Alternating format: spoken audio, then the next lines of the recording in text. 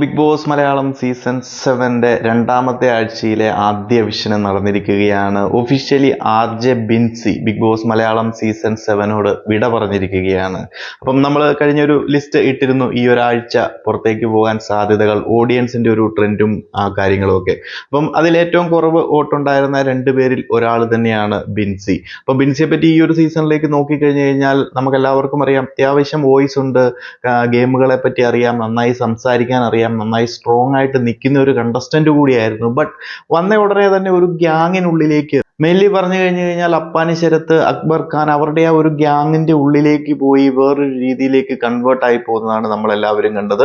But still അത്യാവശ്യം fight ചെയ്ത് game എന്താണെന്ന് മനസ്സിലാക്കി കളിക്കാനും സ്ട്രോങ് ആയിട്ട് നിൽക്കാനും പറ്റുന്ന ഒരാൾ കൂടിയായിരുന്നു ബിൻസി. ബട്ട് എവിടെയോ എന്തൊക്കെയോ ശരിയായിട്ട് വന്നില്ല. അതുപോലെ തന്നെ പ്രേക്ഷകരിലേക്ക് ശരിക്കും എത്താനും സാധിച്ചില്ല, പ്രോപ്പറായിട്ട് ഗെയിമിലേക്ക് വരാനും സാധിച്ചിട്ടില്ല. കുറേ ആൾക്കാരുടെ ഷാഡോ ആയിട്ട് ഒതുങ്ങിപ്പോകുന്ന ഒരു കാഴ്ചയാണ് പിന്നീട് നമ്മൾ കണ്ടത്. അതുകൊണ്ട് തന്നെയാണ് നമുക്ക് ഈ ഒരു വോട്ടിങ്ങിൽ ഓഡിയൻസ് ട്രെൻഡ് നോക്കിക്കഴിഞ്ഞപ്പോഴും അല്ലെങ്കിൽ അൺഒഫീഷ്യൽ പോളുകളൊക്കെ നോക്കിക്കഴിഞ്ഞപ്പോഴും RJ ബിൻസിക്കൊന്ന് വോട്ട് ചെയ്യാൻ പോലും അധികം പ്രേക്ഷകരൊന്നും ഇല്ല. കാരണം പ്രേക്ഷകർക്ക് അറിഞ്ഞാൽ മാത്രമല്ലേ നമുക്ക് വോട്ട് കിട്ടത്തുള്ളൂ. ബിൻസിയെ പോലെ തന്നെ നമുക്ക് നോക്കാം അടുത്തൊരാൾ ആരായിരിക്കും എവിക്റ്റ് ആകാൻ പോകുന്നതെന്ന്.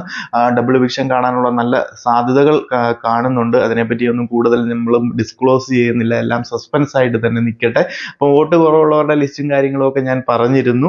മുൻഷി രഞ്ജിത്തിന് ശേഷം RJ ബിൻസി രണ്ടാമത്തെ കണ്ടസ്റ്റന്റും ബിഗ് ബോസ് മലയാളം സീസൺ 7 രണ്ടാമത്തെ ആഴ്ച എവിക്റ്റ് ആയി പോവുകയാണ്.